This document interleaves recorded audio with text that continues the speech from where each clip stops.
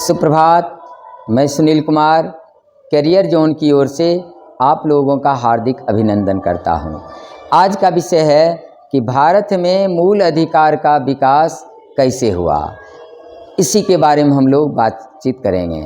भारत में सबसे पहले मूल अधिकार की मांग 1895 ईस्वी में तैयार किया गया स्वराज विधेयक में झलक मिलती है। यानी सबसे पहले अगर संविधान में यानी मूल अधिकार की मांग किया गया था तो स्वराज विधेयक के माध्यम में, जिसको 1895 ईस्वी में बाल गंगाधर तिलक के निर्देशन में तैयार किया गया था।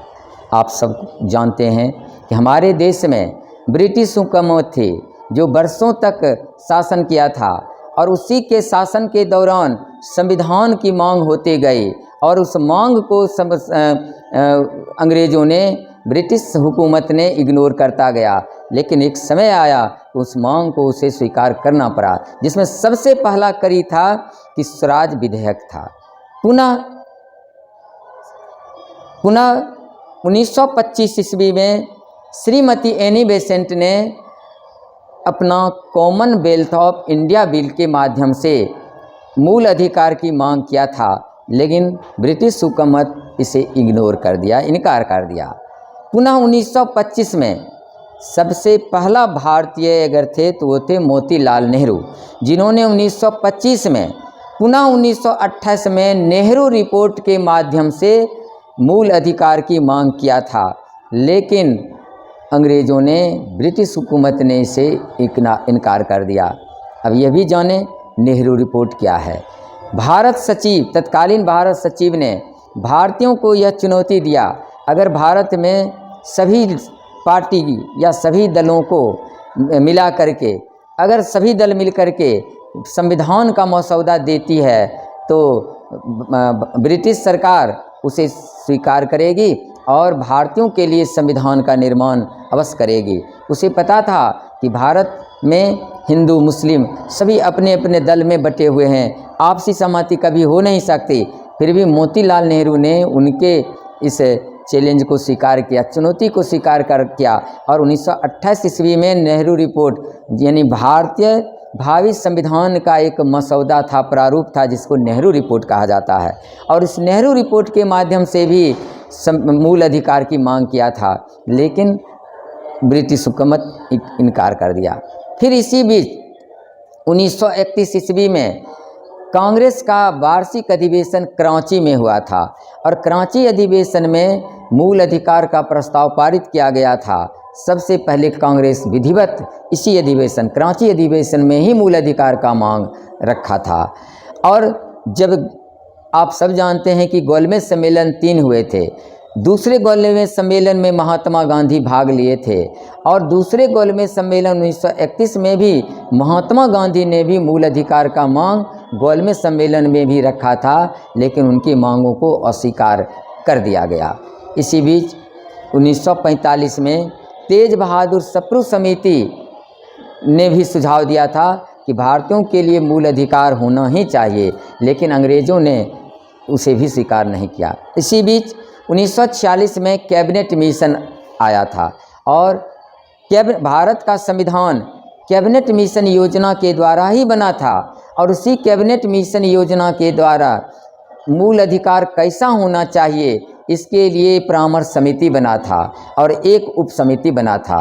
सरदार वल्लभ भाई पटेल की अध्यक्षता में मूल अधिकार को सुझाव देने के लिए एक समिति बना था, और पुनः एक मूल अधिकार तथा अल्पसंख्यकों के अधिकार कैसा होना चाहिए उसके लिए एक उप समिति बना था।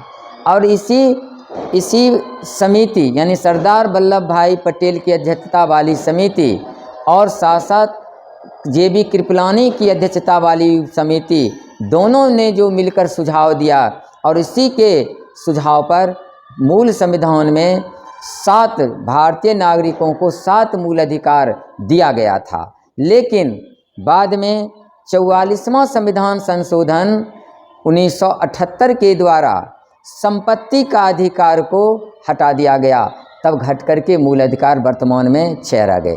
तो संपत्ति का अधिकार संविधान के किस अनुच्छेद में थे यह भी जानें। संविधान के अनुच्छेद 31 और अनुच्छेद 19(1) के 4 में संपत्ति को रखने, बेचने, खरीदने का अधिकार दिया गया था, जिसको कि मूल अधिकार से हटा दिया गया।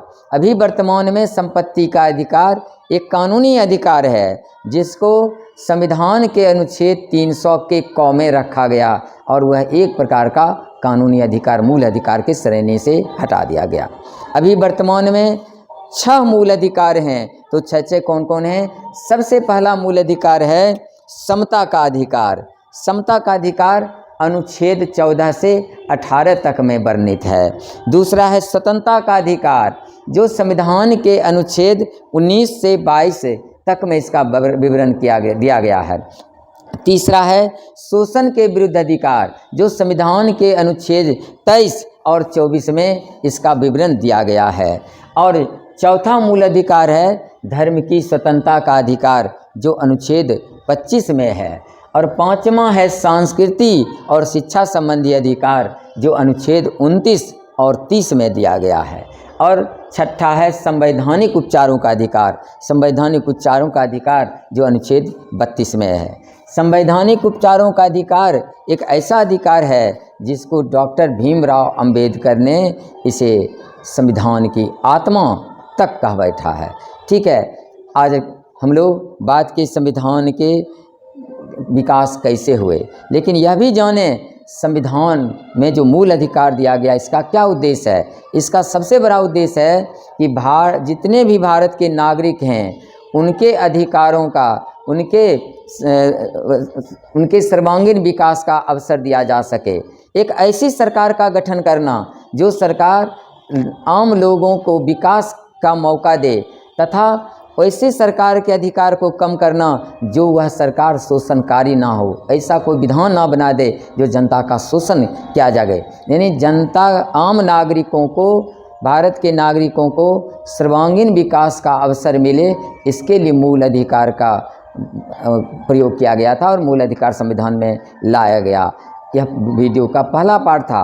अब हम दूसरे पार्ट में अन्य जितने भी मूल अधिकार हैं हम विधिवत उसके बारे में बताएंगे और उस पर हम चर्चा करेंगे। आज का क्लास यहीं पर हम लोग समाप्त कर रहे हैं, फिर दूसरे विषय के साथ उपस्थित होंगे। तब तक के लिए बहुत बहुत धन्यवाद।